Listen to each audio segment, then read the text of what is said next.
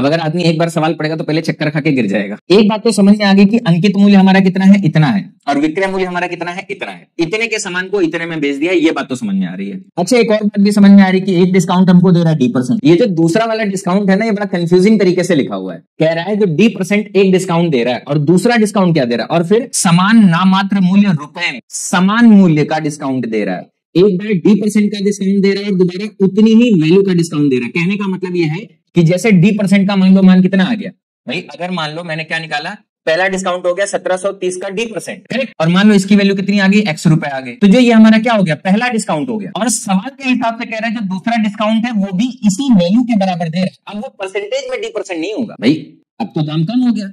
अब छूट की वैल्यू बराबर है, परसेंटेज बराबर नहीं है। जैसे फॉर एग्जांपल मैं समझाने की कोशिश करूंगा, 100 रुपए का सामान है, 10% की छूट दिया तो कितने का छूट दे दिया, 10 का दे दिया, कितना हो गया, 90 का हो गया। अब यहाँ पे कह रहा है जो छूट की वैल्यू यहाँ पे थी वही छूट की वैल्यू यहाँ पर है। यहाँ पे 10 था तो यहाँ पे भी 10 हो जाएगा, यहाँ पे भी 10 छोड़ दिया, कितना हो गया, 80 हो गया। लेकिन अगर आप परसेंटेज निकालोगे तो कितना हो जाएगा, 10/90। परसेंटेज 10 नहीं है, वैल्यू में बराबर है। जितना पहले छूट दे रहा था उतना ही छूट अभी भी दे रहा है। तो कह रहा है कि D% का मान बताओ। अब आप कैसे निकाल सकते हो, अगर आपको X का मान मालूम चल जाए तो आप D% का मान निकाल सकते हो। X का मान कैसे मालूम चलेगा, मेरी बात को ध्यान से समझना भाई। कितने का सामान है, एक बार X छोड़ा, फिर X छोड़ा तो 2X कम हो गया, 2X कम हो गया तो कितना बचा, इतना बचा। भाई इसमें से 2X घटा दिया तो कितना बचा, इतना बचा है। और ये जो X है यही तो हमारा क्या है, डिस्काउंट है। 1730 माइनस का जो 2X है यही किसके बराबर है, 346 के बराबर। यहाँ से X का मान क्या आ जाएगा, ये इधर आ जाएगा, ये इधर, मतलब 1730 में से 346 घटेगा और 2 से भाग चला जाएगा। 10 में से 6 गया 4, 12 में से 4 गया 8, 6 में से 3 गया 3 और 1 और बटे में 2, कितना आ जाएगा, 2 6 12, 2 9 18 और 2 2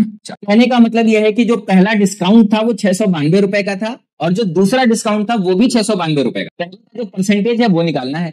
अब हमको ये मालूम है कि ये जो 692 रुपए का डिस्काउंट मिला है किस पे मिला है, 1730 रुपए पे मिला है। तो D% की जो वैल्यू आ जाएगी कितनी आ जाएगी, 692 बटे में 1730 और गुणे में कितना हो जाएगा, 100।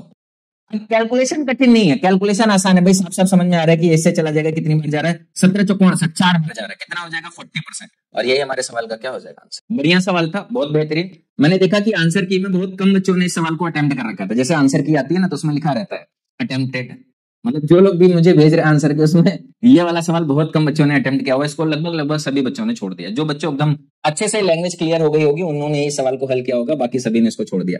आप लोग कमेंट करके बताओ, अगर आप में से किसी का जेईई का पेपर था तो कितने लोगों ने इसको अटेम्प्ट किया था।